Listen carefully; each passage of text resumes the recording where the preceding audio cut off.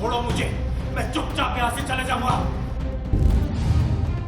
अगर तुमने झलक बिटिया की मांग में सिंदूर नहीं डाला तो तुम्हारा पूरा शरीर खूने खून कर देगी। जो करना है करो, पर मैं ये शादी नहीं करूंगा। मरने के लिए तैयार हो? क्या कर रहे हो? ये जबरन ब्याह करने को तो बात कर लिया अपनी तनाज़ से, लेकिन हमरा क्या? सीरियल झनक में आया जबरदस्त मोड़, जहां मजबूरी में एक ही कमरे में रुके ऋषि और झनक गांव वालों ने खड़ा किया शादी का सवाल। अगर तुमने झलक बिटिया की मांग में सिंदूर नहीं डाला तो तुम्हारा पूरा शरीर खूने खून कर देगी। जो करना है करो, पर मैं ये शादी नहीं करूंगा। छोड़ो मुझे, मैं चुपचाप यहाँ से चले जाऊंगा।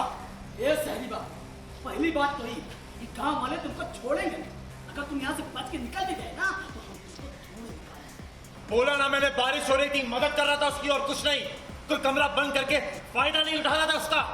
जी हां, सीरियल झनक में आया हाई वोल्टेज ड्रामा, जहां सीरियल के अपकमिंग एपिसोड में आप देखेंगे कि कैसे ऋषि और झनक मजबूरी में एक ही कमरे में ठहरे, लेकिन दोनों ने एक दूसरे से दूरी बनाए रखी और अलग अलग सोए। बोला ना, मैंने बारिश हो रही थी, मदद कर रहा था उसकी और कुछ नहीं। कोई कमरा बंद करके फायदा नहीं उठा रहा था उसका।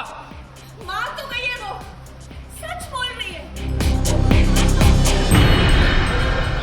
लेकिन जब गांव वालों को इस बात की भनक लगी तो उन्होंने बिना कुछ समझे बूझे दोनों के चरित्र पर सवाल उठाने शुरू कर दिए। अरे हमने विरासत पूजा होती है ना, तब तक तो अंधेरा हो चुका होता।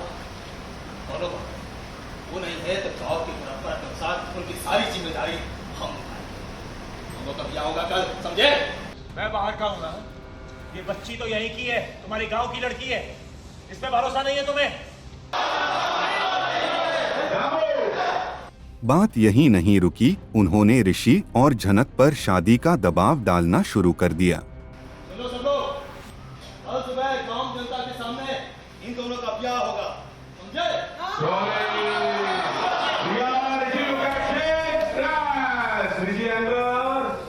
वही ऋषि गुस्से में कहता है कि मैं शादी नहीं कर सकता और आपको नहीं पता कि आप अपनी गांव की बेटी के बारे में कैसी बातें कर रहे हैं।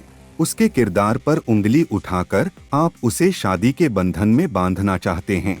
मेरी जबरदस्ती शादी करवाना चाहती हो? मेरी शादी ऑलरेडी फिक्स हो चुकी है। बेकार है मेरी। जब तुम्हारी शादी पहले से ही तय है तो हमारी झनक बिटिया के साथ कमरा में क्या कर रहे थे तुम? मरने के लिए तैयार हो? क्या कर रहे हो? वही झनक भी साफ कहती है कि उसके सपने हैं, उसे पढ़ना है, वो शादी नहीं करना चाहती।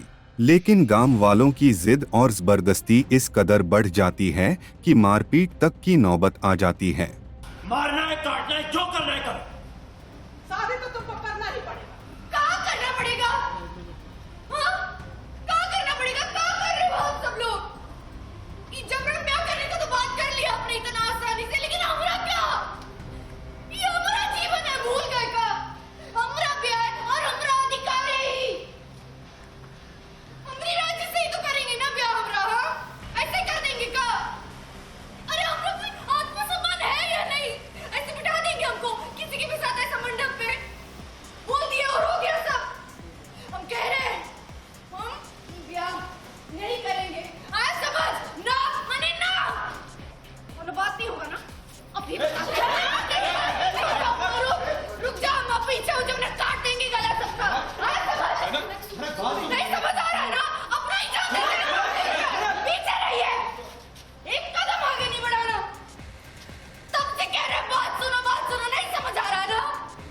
कसम खा रही यही जान दे देंगे एक कदम आगे बढ़ाया तो। इस बीच झनक ऋषि को एक कोने में ले जाकर कहती है, अभी आप शादी के लिए हाँ बोल दीजिए, मैं आपको यहाँ से निकलने में मदद करूँगी।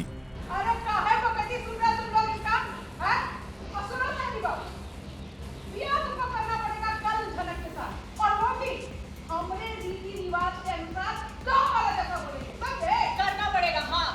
झनक की ये बात सुनकर ऋषि गांव वालों के सामने शादी के लिए हामी भर देता है। और सबसे बड़ा ट्विस्ट तब आता है जब झनक भी चुपचाप शादी के लिए हाँ बोल देती है। ये देखो गाँव वालों, ये देखो, अब गुड़िया रानी को ब्याह करने का मन कर रहा है। हम बोल रहे थे ना कुछ तो जरूर हुआ है इन लोगों के बीच में कि अभी अचानक से मैडम को ब्याह करने का सोच रहा है।